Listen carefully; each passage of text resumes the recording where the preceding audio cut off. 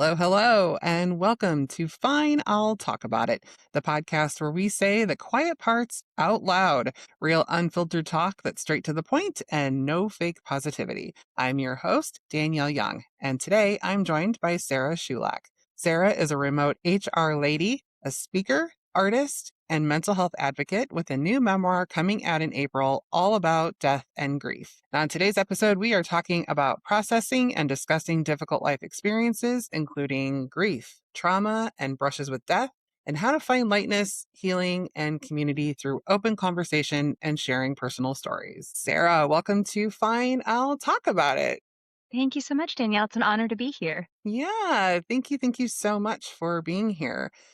Oh, why don't you start off by just telling us a little bit about you, your past, and we'll go from there.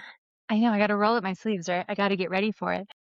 Well, you did a great job with the intro. I think the intro kind of paints me as that perfect Jill of all trades. And not that I'm perfect, but the perfect storm, so to speak. And I feel like I've been the type of person who started out my life being very introspective and very self-aware.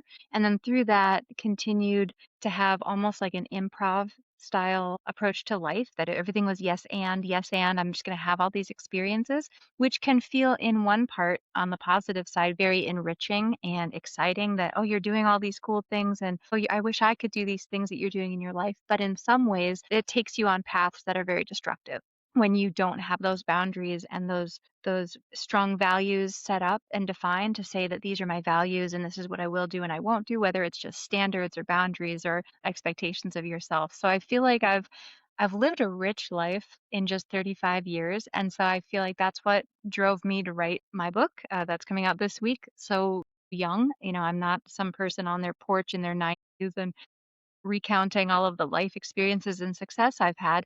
I felt like it was really imperative to write my book sooner so that I could remind people. Everybody's heard that phrase now that you're never too old to XYZ. You're never too old to start that podcast or that workout or, Oprah was this age when she whatever. And I'm here to kind of have that opposite idea that you're never too young to make a big change in your life. Because for example, I was only 27 when I quit drinking.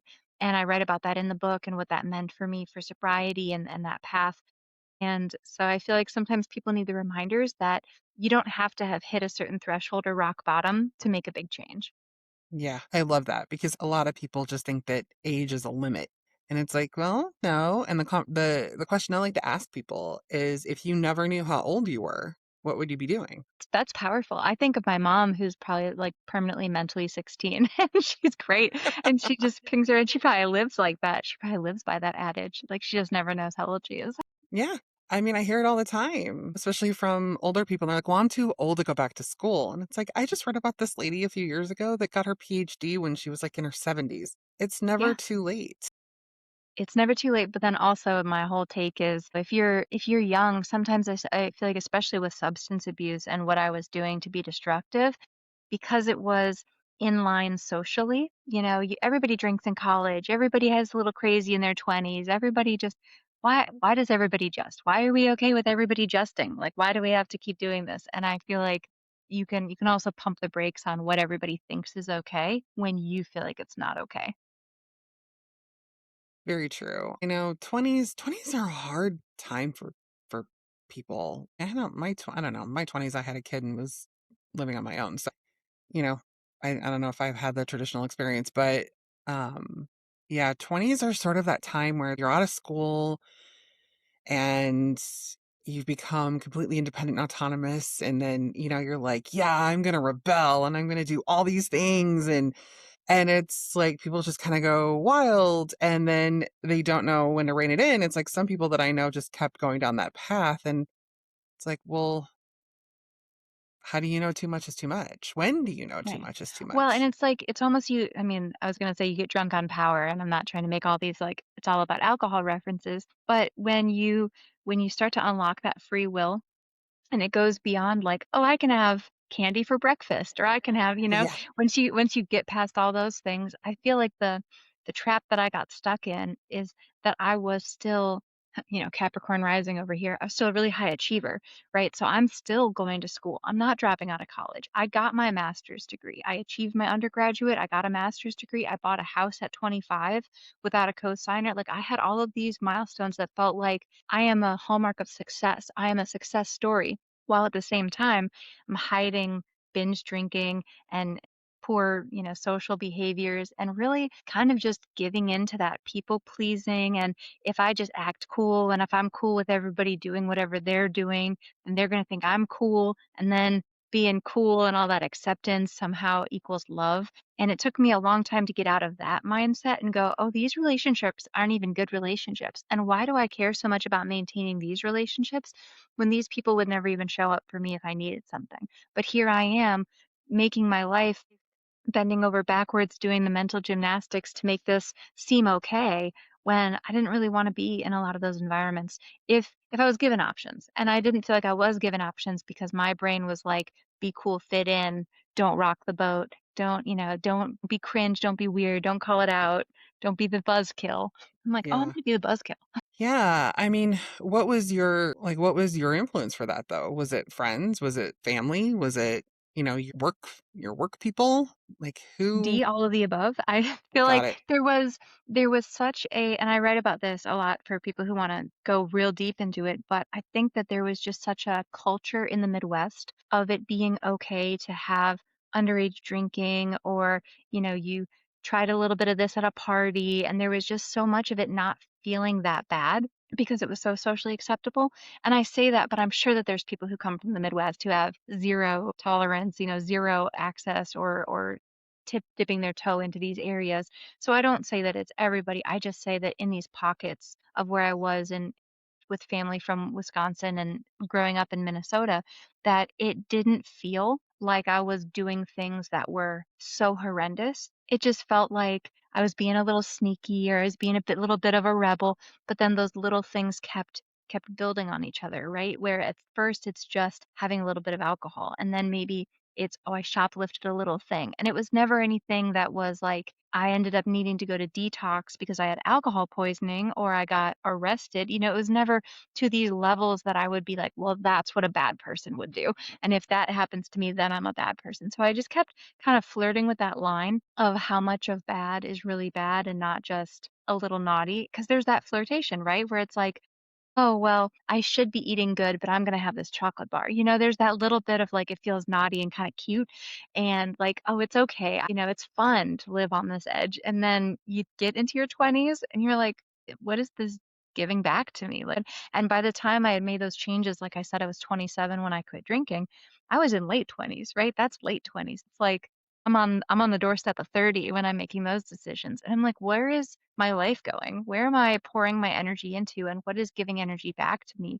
And I realized at that point that I just had given so much of myself away. Often when I think about that time in 2017, I kind of refer to myself as a husk of a person, that I was just a shell. I was just existing as the outer, I had no sense of self or inner core or strength or anything.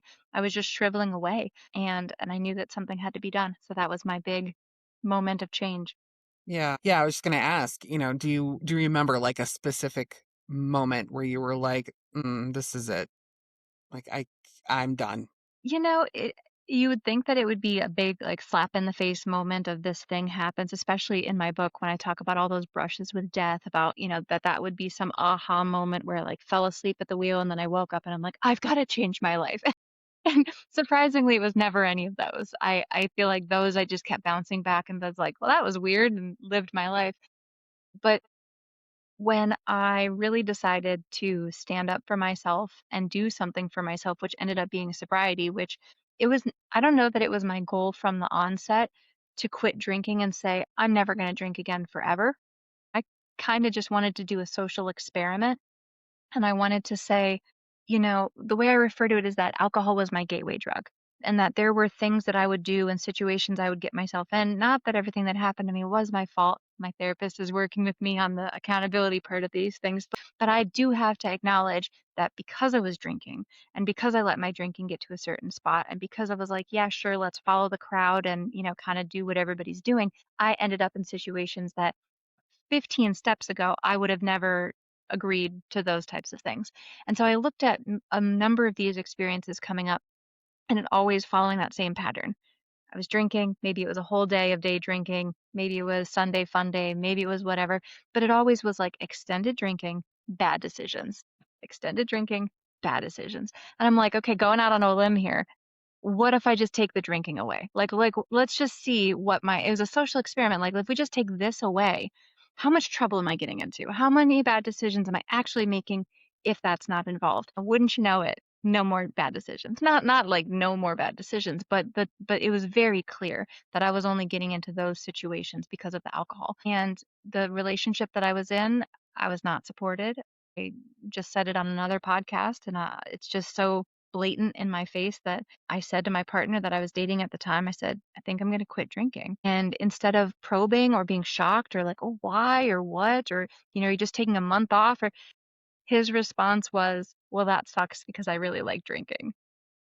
And it was so selfish, so it's like very clear why that person's an ex in my life, but just showing that not everyone close to you is going to immediately be concerned or interested or supportive of what you're going to do.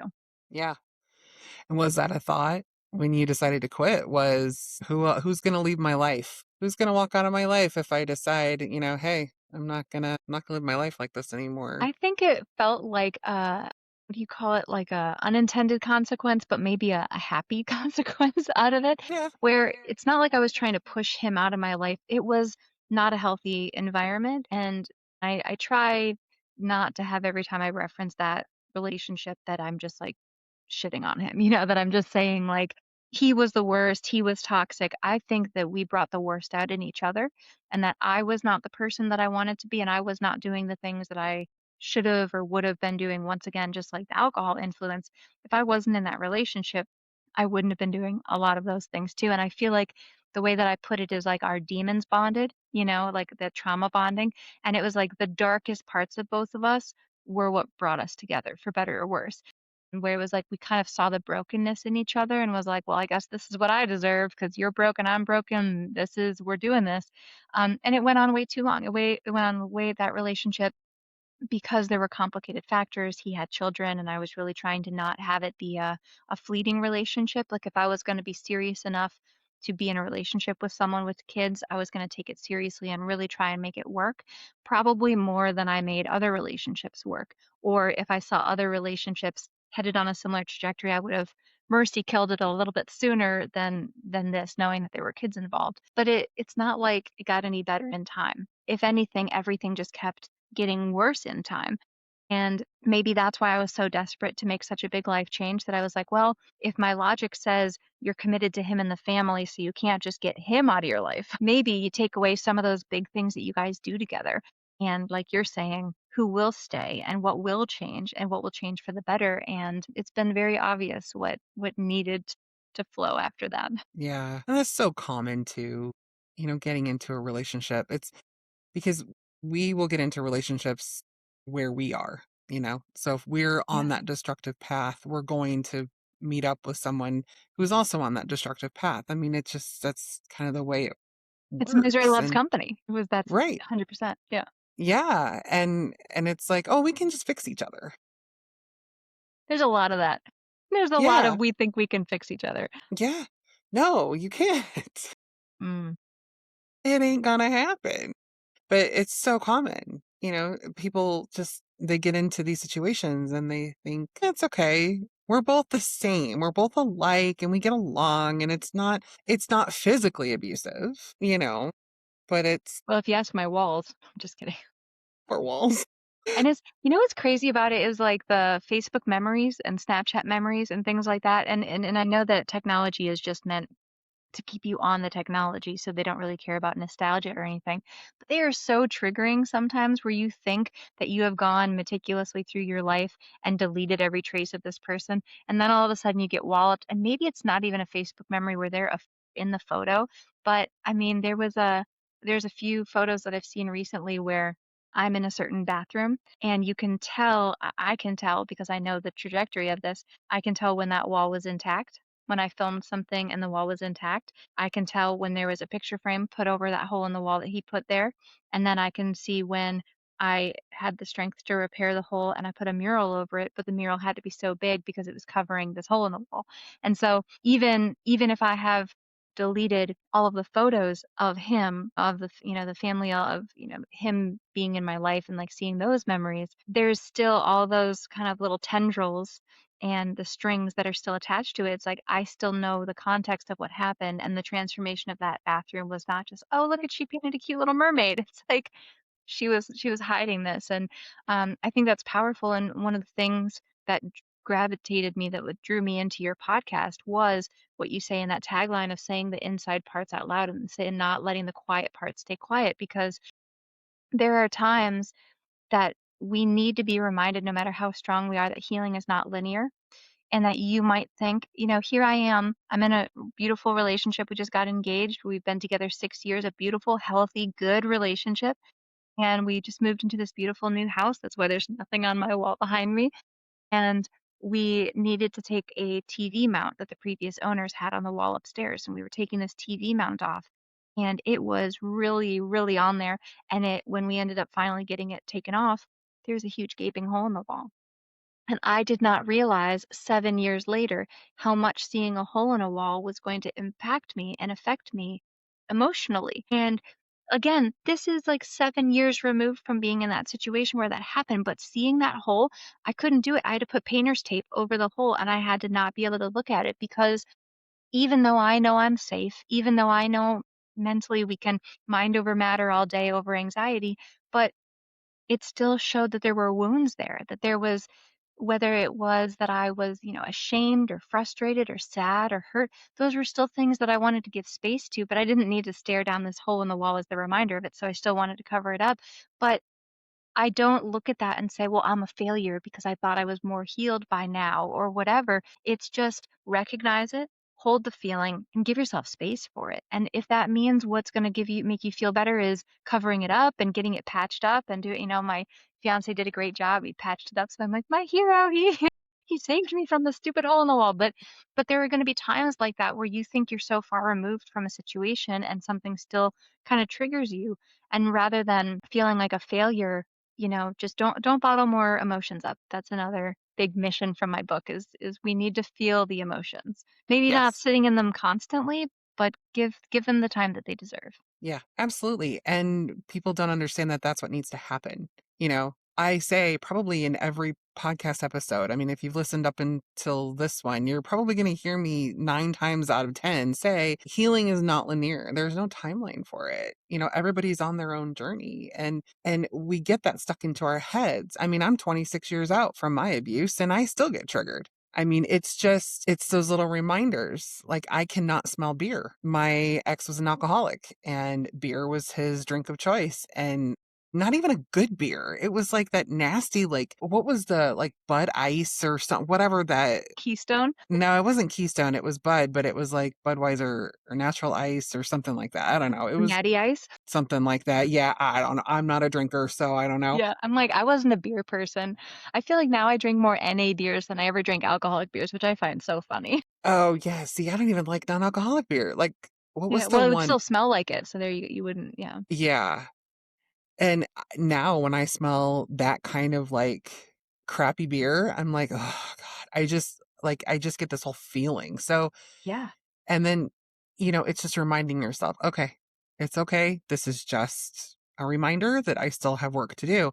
Like I said, 26 years out, I still have work to do, and it's a daily thing. And the more that people understand that, I feel like the easier things are going to be on that journey, you know? Well, because it makes you more connected to the influence, right? Because it makes you realize, I'm not just having a mood swing, or I'm not just, maybe it is just particularly as women, we tend to need to analyze, is it my time of the month? Is it just this? Is it just hormones? Is it whatever? And to be able to be self aware and conscious enough to say, this is a reminder, or this is a trigger, or this is, something that is giving me direction in my healing journey and in my healing path. And like you said, maybe it means I have a little more work to do, or maybe it means what do I need right now? I just need to cover it up. Do I need a good cry? Do I need to cover up the hole? Do I need to do whatever? But if you bottle it up, what that looks like is not acknowledging where it's really coming from, not acknowledging the truth behind it. And my actions that I could have taken in a more unhealed state would have just been like, you know, yelling at my fiancé that he needs to patch the hole up, and he has no context, and he's like, "Why are you so like, I don't get it." Like, I'll get to it, and he's just, like, not understanding the urgency because I'm not letting myself to sit with say, "This is a me thing. You know what I need? I just need to cover it up with painter's tape, and I don't care if it takes him 2 weeks or 2 months or whatever to patch the hole because all I needed to do was not be looking at it and not have that constant reminder." So, it says you might not be able to just go fix it. Maybe you just put a patch on it, but you're still being honest about its origin and what you need to do about it. Yeah. Yeah, don't bypass it. That's just, do what you need to do is what I always say. Just don't bypass it because then it stays, it gets stuck, and then things just pile on it, and then it becomes one big lump and then you're picking things off. It's not fun when you just let things sit and ruminate. Well, and that's what's gonna kill us. Not to be, like, straight to, like, morbid, but, my book is about death, so I think I can Yeah, go there, yeah, but, it, we're it the will. ones when we live with stress, it builds up in our systems, and it builds up in our immune system. It builds up in our brain. It builds up in our heart and our gut. You're going to get an ulcer. And you know what? They're not getting an ulcer. They're not losing sleep over it. They're not, all bugged out, but you are. And you're carrying that with you.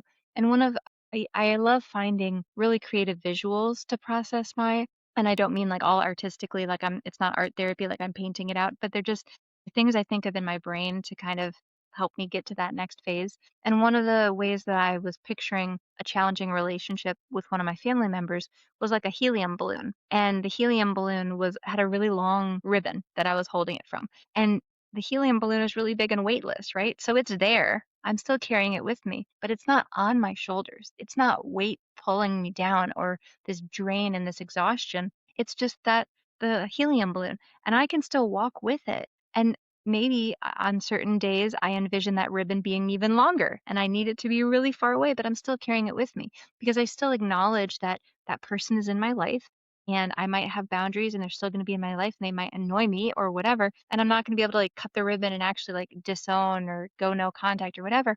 But I don't have to feel this imposing presence of them like on my shoulders and on my back and on my heart and anything. I can think of it as this helium balloon. So sometimes, and I write in my book, sometimes the way because the book title is "Dead Serious: How Death Made Me Laugh at Life," and it's not necessarily a funny book, haha, funny. It's kind of that like dark humor of some of it is just so ridiculous that you're like, "Are you kidding me?" And you almost kind of have to chuckle and laugh because it's so crazy. Like both of my grandpas had heart attacks on the exact same day. One of them made it, one of them didn't. Like, that's crazy, right? That's, like, one of the 15 stories that are in there, and some of them are just so bizarre. Like, what other forum would I have to share a story like that? It's just so kind of ridiculous. And Yeah. so some of them, it's not that you're laughing at, especially if it's a death, you're not looking at that death and going, "Ha ha, glad you're dead." It's, like, Yeah. not like that. Well, some It's more might of, be, like but some might be, and sometimes you might say, "Well, because this is so heavy." And because every time I think about this person being gone, I just burst out in crying. Rather than thinking of them right now, I'm going to think about the things that they loved. Or I'm going to watch something that's funny to take my mind off of it, which isn't insensitive because it's balancing the love that you have for them. Because that's what grief is. Grief is love. And you wouldn't have that reaction of grief if you didn't love them. So I feel like it's a balance because we're being aware of our emotions. And when you're aware and conscious, of where they're coming from, like you're saying, then you know what you need to do, and you can just do what you need to do. yeah. No, I feel that. I lost my grandparents within 6 months of each other just this past year. My grandma died in May and my grandpa died in the October before, so October of 24 and then May of 25. And they donated their bodies to science. So, I have my grandma's ashes and I'm waiting on my grandpa's. But I was so distraught by their deaths, especially my grandma, because we knew my grandpa was going to die. He had cancer. I was there, he was in hospice. But my grandma I just talked to her the day before. Bam, she's gone the next day. And I mean, her and I were very close. And I was just so distraught. And then I got her ashes, and I'm like, I was just hugging the box. And then I thought, you know what? I have to think of ways to not cry every time I look at this box. So this is going to sound kind of morbid, but this past Halloween, we just made her part of the decorations. I'm like, she always loved to decorate. She always loved like stuff like that. And I'm like, okay, well, cool. Now we're just gonna, she's Did you just get a nice big clear vase? Like, how gonna did be you?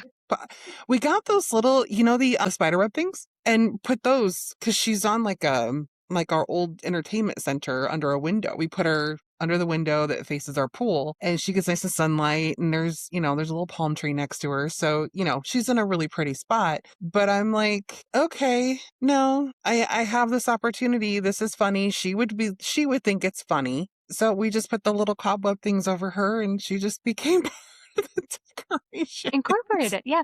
No, it's and you Yeah. know what? Because you mentioned that, I'll share one little this is a teaser to your listeners, because the book is coming out this Friday, April 17th, and I haven't 17th. really promoted a lot of, like usually I'm talking about my stories, but this is probably one of the ones that maybe even contributed to the naming of my book.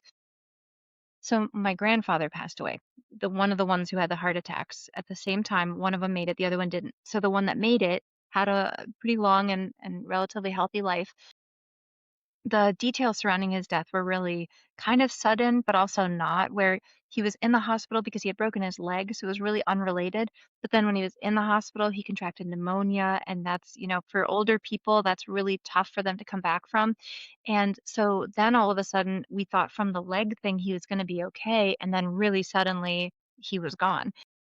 I think I was about 17 or 18. Yeah, it must have been 18. And my dad had gone he was there actually saying goodbye, and so my dad was in, what do you call it? Theologian school? Theology school? He was studying theology in school. He was a religious guy, right? And so he had all these books, and so he'd be at my grandpa's bedside, and he'd be reading from the book, and my grandpa was Catholic, but my dad was Episcopalian. He had converted our family. And so his book that he had for reading all these things was Episcopal because that was the school he was in and everything like that. And so he had put his book on the shelf and he had gone out probably to get some fresh air or do something. And he had probably forgotten about this book until the funeral when he sees my grandpa laying in the casket and they put the book in his hands because it got all stocked up, it got all packaged up with him when he passed away, all of his belongings in that hospital room they thought were his belongings, not realizing my dad had left his little Episcopal prayer book in this room with him, and they put it in his hands and, like, staged him with it, like, at the funeral. And so in the book I write that, my dad like calls he's all of a sudden we're at the funeral. I didn't watch this, but this is my dad's memory of it. And my dad is looking over his father who's in the casket and he like starts laughing and like snickering about this and he pulls my little brother over and he's like, "Hey Joe, hey Joe, come over." And like Joe is mortified, like literally, "Why are you laughing? It is your father's funeral. What on earth is funny here?"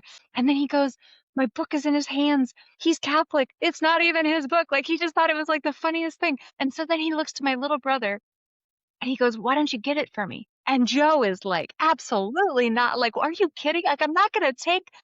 So my dad does, and he just yanks it, zoinks this book literally from my grandfather's cold, dead hands, and then he's just walking around the rest of the greeting everybody, "Oh, thanks for being here." And then I think the way he summed it up to my little brother is, anything can be funny if you look hard enough, and I think that it was just like you're saying, you could look at it and say, "Well, that's morbid, that's horrible, you're being sacrilegious, or you're desecrating his body," or whatever, but at the end of the day, you could kinda chuckle at it because in that moment, he needed that levity. He was the oldest son, he just lost his dad. They did the 21 gun salute because he was in the military. It was really powerful. He had the flag folded up, everything felt heavy. Everything felt so, I'm never gonna see him again. I'm never gonna be able to show him something. He's never gonna be proud of me. You can think of all these things that weigh on you when you hear those news. And then when you find one little moment of ray of light that you could be like, well, she would really enjoy Halloween. And I think she'd get a kick out of this. And when you can look at it in that way, that's not being sacrilegious or disrespectful to the whole fact that they died. If anything, think, if we could take anything from the animated movie Coco, is that like keeping people's memory alive is one of the most beautiful things that you can do because when you forget them, they die twice. So Yeah. I love things that keep people's memories around. Yeah. Yeah. And that was my way of still incorporating her in my life. Yeah. you She's know? still there with you. She's still here. Yeah. Yeah. And when I get my grandpa's ashes, we're gonna make them bookends. My grandfather and I love books, and so he's gonna be I'm like, "Why not?"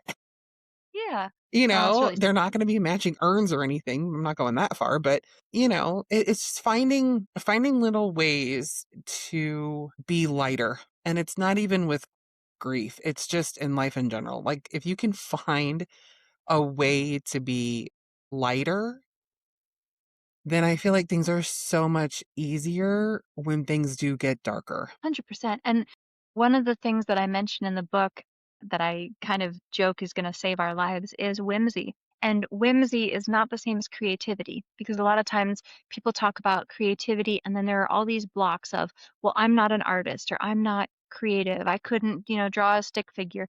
But creativity is really limiting. You put it in a box, right? But whimsy is from your spirit. Whimsy is from your essence. Whimsy is looking at something and be like, what if we make it a game? The floor is lava, or don't step on a crack, you break your mother's back. That's whimsical. That's looking at something and saying, I'm going to look at it like we're on a D&D quest and this is a side quest. And I'm not running errands. I'm on a side quest. It's looking at something in a healthier, more light way. And there are definitely intentional ways to do this. And one of the easiest ways that I recommend as like an entry into whimsy is with your appearance, right? And that could be really extreme. It could be having your hair be a fun color. It could be dressing in really extravagant ways. But if you don't want a lot of attention, you can do it in more subtle ways too. Like a lot of times it could just be really fun earrings. Like I have earrings that are in the shape of those sticky hands that you used to like throw and stick on things. Yes. So I have earrings that are in that shape and I I love love that. them. I have earrings that look like little lizards that are like clipping up and biting my ear. So they don't have to be big, like, oh, I'm wearing a silly hat today because I feel really whatever. But there are times where I'm going into experiences that I'm maybe I know it's going to be a hard day. Or maybe, I mean, I work in HR, right? So there are days that I know I'm going to have challenging conversations, or days that I know I'm going to be really drained. And maybe I do wear bracelets from my mom because it makes me feel like she's there with me, or I wear my silly earrings because I know I'm going to have a hard conversation. And it doesn't mean that I'm trying to be a ridiculous person, but just like you said, I'm trying to have like in how my life feels because we can't control what life gives us, but we can control what we give ourselves. So when I know that life is already giving me so much, it just kind of helps even it out when I give myself some lighter things and you can look forward to, or you can gamify, or, I always joke with my fiance that I love interactive food. Like any food that involves like steps to a process, like s'mores or fajitas or anything that I have to Gotcha. like build or make or Yeah. dunk, like birria tacos, like I'm here for anything that has steps and interactivity. Like not just a fork and a knife, like, if I get to play with my hands, 100 times better, and Yeah. it's a little thing that makes every meal fun. Yeah. No, life can be so hard and so serious and so random sometimes that it's like there's a safety in knowing that you have that, whether it's fun food, whether it's, the earrings or the bracelet Or or, socks. Socks are so easy. I have Care Bear socks, and nobody has to know. I know I'm wearing Care Bear socks. yeah. My son does crazy socks. They don't match. It drives me crazy because I'm like Yeah. that brain, but he loves to wear like mismatched crazy socks. And I'm like, dude, you rock on. That's cool. Yeah, go off, younging. Yeah. Doesn't, I mean, the fact that they don't match bothers me, but Yeah. the rest of it doesn't bother me. But just knowing that we have those little like touch points, that could mean the difference between having a nervous breakdown and not having a nervous breakdown is just that Right? little moment of, damn, I needed that. And Like, sometimes it doesn't even have to be something that's physically attached to you. Sometimes, like I said, it could be the interactive food, or a lot of times, like, if I do feel like I'm on that verge of like my brain is too heavy and I'm doing too much, or if I need to remember something and I feel like my brain is too full, I think I'll like sing it and I'll like put a little melody on it and I'll sing it. Or like if I'm, in the kitchen and I'm like really frazzled and I'm like, first we do the water, then we do the salt. I'm like, you start okay, to I'm glad sing to it know I'm and not it's the like, only one that does that. no, I'm totally do that. And I think it's so fun. I feel like it's just like a little bit of like, or, you just have like little, like, it almost feels like a jingle, like a little catchphrase way that you like sing something. And I guess that I have some that are almost like ticks at this point that my fiance has heard. And one time I said that I never do that, and he's like, "You do that like 3 times a day." And I was like, "I never say that." And he's like, "You really don't think you've ever said that?" I'm like, "I don't think I've ever said."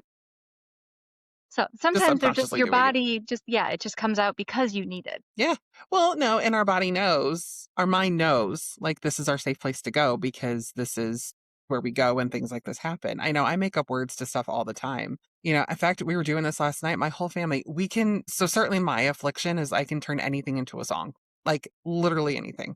Like you can mention cellophane and I will start singing Mr. Cellophane from Chicago. I mean, that's me.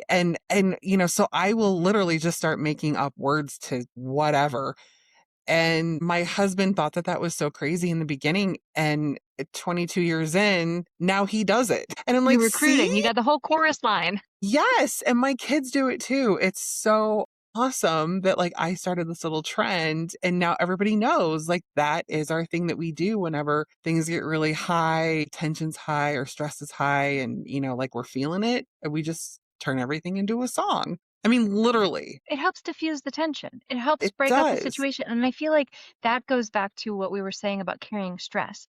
Tension, stress, I mean, I feel it in my shoulders. If anybody's listening, this is your cue to stop clenching your jaw and then bring your shoulders down because we don't realize how much we get stuck up in that, and then that's when you're so high strung that you snap. That is that metaphor. That is exactly what that's about, is that when you are a little bit more free flowing and flexible in life, that's where that comes from. So somebody, skeptics or naysayers might hear these suggestions and be like, I don't know how socks are going to fix my trauma or how socks are going to fix my this.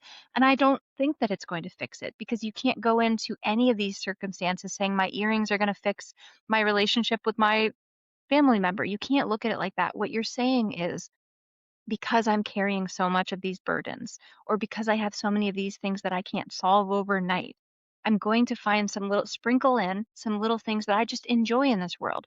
And that could be word puzzles, that could be video games, that could be things that take a lot of your focus and concentration because you know what it is?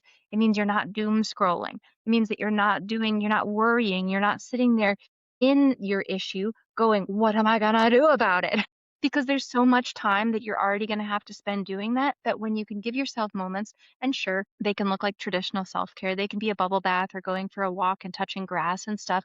But sometimes it can be like having a stuffed animal sidekick or making your desk space look really cute and maybe you want it to all be like pink and gold and like have a certain aesthetic. Like that becomes that alternative form of self-care that I see as whimsy and that, whimsy's going to save our life. Yeah. No, I agree. When the pandemic first started, I would walk her because I was like so high anxiety when that whole thing started because we didn't know anything. And I was like, you know what?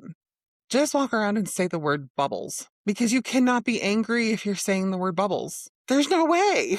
Like, That's how I feel about dancing. That's the thing. It's like, if you just start to like do a little cha-cha or get your body moving, you really can't have anger. yeah, Have you ever tried to like, be angry and dance? Like really try and do that. Like picture yourself as angry and then see if you could actually still dance when you're angry and you can't do it. I right. think because then you start laughing at yourself of how ridiculous that probably feels and looks. Yeah. And I think I'm just gonna try and trick everybody to be happier people in the world. That's my mission. There you go. Yeah. Little booty shake while you're Yeah. making Go popcorn. twerk it out. Yeah. Just like, yeah. I mean, yeah, I absolutely hate cooking, but I have to do it every night. So, Hmm. yeah, I'll stand at their stove and just like, kind of do a little because number one, it keeps my brain from going, I hate cooking. And number two, it's like, okay, if I can find ways to make this fun, it makes me want to do it again.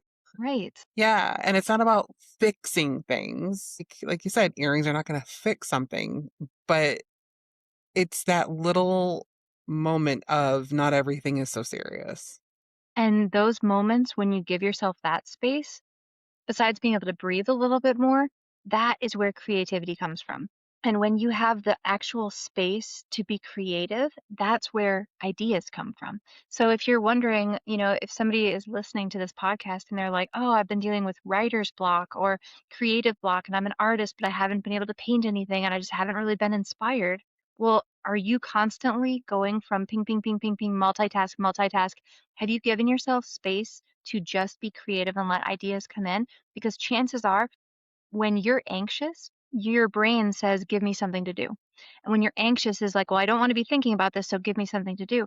But then when we do things with that as the purpose of just fill my time and I can't be in silence and I'm so anxious, I just have to do something, that's when we doom scroll. And when you're doom scrolling and you have all that, then you're just absorbing more and more and more, which is not helping to alleviate anything. And you're not giving your space those ideas where solutions and things will pop up. Because when you do have those moments of peace and quiet and creativity, you go, oh, you know what? Here's a different way of thinking about this thing that's been going on my whole life. And those ideas do come out from there. Or I do change my way of thinking about this, or I haven't thought of this that way because I never gave myself the space to Yeah. think about it differently yet. Yeah. Answers come in silence. Yeah. They just do. Whether you choose to believe it or not, they do. Okay, so final thoughts. Ooh, final thoughts. Rapid fire from the hip. Buy my book. Yes. I mean, April no, but you can 17th, her see book my is coming out. yes, April 17th. You can see my lovely name here, Sarah Marie Shoulak. I'm sure that'll be in the show notes for those just listening. And just that's my name on everything. That'll be my website, sarahmarieshoulak.com. That's my Instagram handle. You can follow me on Substack. Now that the book is written, I can actually dedicate more time to actually putting stuff out on Substack because I was busy writing the book. But what is going to be really cool on the Substack is it's going to have content that did not make it into the book because I wrote way too long of a book. And they're like, girl, this is like 4 books. This is an autobiography. We need to make this just about death. Can you make it just about death? And I'm like, heard. Okay. Yeah. So that's going to be teaser content. So some of it I might save for other projects or publications, but some of it I'm going to drop out on the Substack. So if you subscribe there, then you don't have to be on the platforms where you doom scroll and you can follow in that way. Awesome. Well, thank you so much for being here. I really enjoyed our conversation and I wish you all the best on your book. I know how frustrating and anxious and anxiety inducing that can be. My roller coasters of emotions with this book, like, I will wake up in the middle of the night being like, "Why did I do why did I Yep. do this?" I put everything in writing with people's real names. I just wake up in cold sweats because here's the thing, I mean, some names were changed, but it's a story about my real life. Like, I'm not gonna change my mom's name or my dad's name or, there's a point where it is a real life. It's not like I took it based on current events and I made it a fictional book. Like, it's a memoir. Like, it's this is what happened to me and these were the people who were there. So I could worry all night and stay up and be stressed out and say, well, someone is gonna read this and remember it differently than I did. And you know what? If they do, I hope they write their own book and that they make $1 million writing what it was from their point of view. All I can do is hope that my memories, as I remember them, and that the stories that I chose to share help people who read it feel less shame about the stuff that they've gone through. Because beyond the grief and those types of things, I feel like there's just this big boulder of shame that sits on us. And we look and we say, well, because I did these things, I'm a horrible person, or I can never be a good person, or I'm not worth this, or I don't deserve that. And I feel like shame is such an inhibitor, more than lack of confidence or more than anything else. Just sitting with that and not knowing how to get past it. I hope that people read the stories and they go, "Oh, that's really relatable." And actually, I've had very similar experiences. And actually, maybe I can be happy and whimsical too. And that I'm no therapist. I'm not trying to actually help individual issues, but knowing that somebody else is out there who's looked at the other side of some really big, heavy things and gone, you know what? I think I can. I think I can still consider myself a happy person and mean it authentically and not be the fake happy. Yeah. Yeah. No toxic positivity allowed. Means you're bypassing something. Yes. Don't do it. I see you doing. Yeah. Don't do it. I swear. I find you. I will. I will find you. All right. Well, thank you so much again for being on here. Absolutely. And thank you, listeners, for hanging out with us on Fine, I'll Talk About It. If today's episode got you thinking, hit follow or subscribe so you don't miss what's next.